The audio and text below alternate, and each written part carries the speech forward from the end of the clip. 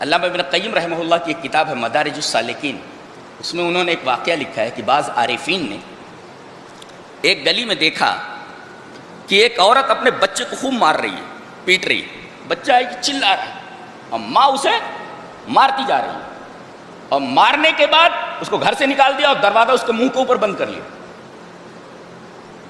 اب بچہ دیکھ رہا ہے کہ دروازہ بند ہے، تھوڑی دور جاتا ہے، غیر بعید تھوڑی دور جاتا ہے، متفکرن حزینن، بڑا فکر مند ہے اور بہت زیادہ غمزدہ ہے، بہت زیادہ غمگین ہے۔ تھوڑی دور جا کر کے پھر پلٹتا ہے، چاروں طرف دیکھتا ہے، اس کا کوئی پرسان حال نہیں ہے، کوئی اس کو پوچھنے کے لیے نہیں آ رہا ہے کہ کیا بات ہے۔ تھوڑی دور جا کر کے وہ پلٹتا ہے اور جب گھر پہ پہنچتا ہے وہیں آتا ہے، گھر پر ہی آتا ہے، دیکھتا ہے تو دروازہ اب بھی بند ہے۔ روتے ہوئے اپنے گال کو چوکھٹ کے اوپر رکھ کر کے سو جاتا ہے۔ تھوڑی دیر کے بعد ماں جب دروازہ کھولتی ہے تو بچے کی جو حالت ہے وہ دیکھتی ہے کہ دھول سے اٹا ہوا ہے اور چوکھٹ کے اوپر گال رکھ کر کے سو رہا ہے، بے قرار ہو کر کے اس کے اوپر گر پڑتی ہے اور اسے گود میں لے کر کے اسے چومنے لگتی ہے، کہتی ہے میرے بچے، میں برابر کہہ رہی تھی نا تو مجھے مت ستایا کر، تو غصہ مجھے مت دلایا کر، اور دیکھ تو پلٹ کر کے آیا نا میرے پاس، میرے علاوہ تیرا ہے کون؟ میں ہی تو تیری سب کچھ ہوں۔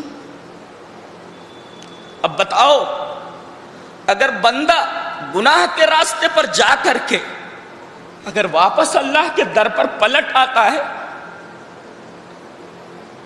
فکر مند ہے اپنے گناہ پر، غمگین ہے اپنے گناہ پر، تو ماں کا یہ حال ہے کہ اسے اپنے گود میں لے کر کے، اپنی آغوش میں لے کر کے چومتی ہے، چاٹتی ہے اور کہتی ہے کہ میں نہیں کہہ رہی تھی کہ میری مخالفت مت کر، میں جو کہہ رہی ہوں میری بات مانا کر۔ بتاؤ، اس ماں سے سینکڑوں گنا زیادہ اللہ تبارک و تعالی رحیم ہے۔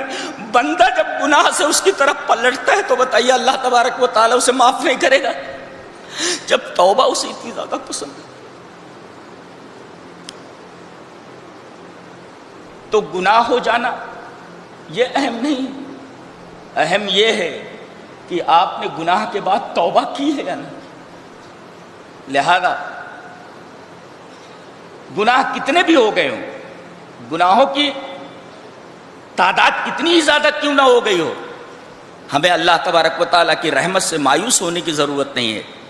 قُلْ يَا عِبَادِيَ الَّذِينَ أَسْرَفُوا عَلَىٰ أَنفُسِهِمْ لَا تَقْنَطُوا مِن رَحْمَتِ اللَّهِ، اے میرے بندو جنہوں نے اپنے اوپر ظلم کر لیا ہے، بہت گناہ کر لیے ہیں، لا تقنطوا من رحمت اللہ، میری رحمت سے مایوس مت ہونا۔ ان اللہ یغفر الذنوب جميعا، اللہ تبارک و تعالیٰ تمہارے تمام گناہوں کو معاف کر دے گا۔ انہ هو الغفور الرحیم، اس لیے کہ وہ غفور الرحیم ہے، وہ گناہ کو معاف نہیں کرے گا تو کون کرے گا؟ اللہ تبارک و تعالیٰ نے ایک جگہ ارشاد فرمایا ومن یغفر الذنوب الا اللہ، اللہ کے علاوہ گناہوں کو معاف کرنے والا کون؟ کیا شان ہے بات کرنے کی! اللہ فرماتا ہے میرے علاوہ گناہوں کو کون بخشنے والا؟ میں ہی تو بخشنے والا ہوں۔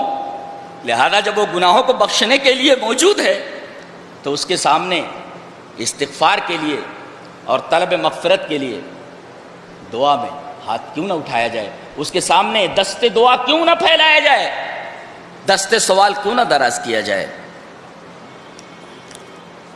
اللہ تبارک و تعالیٰ کو توبہ اتنی پسند ہے کہ بندہ گناہ کے راستے پر جاتے جاتے کیسے میری طرف پلٹ کر آیا ہے، بہت خوش ہوتا، بہت خوش ہوتا۔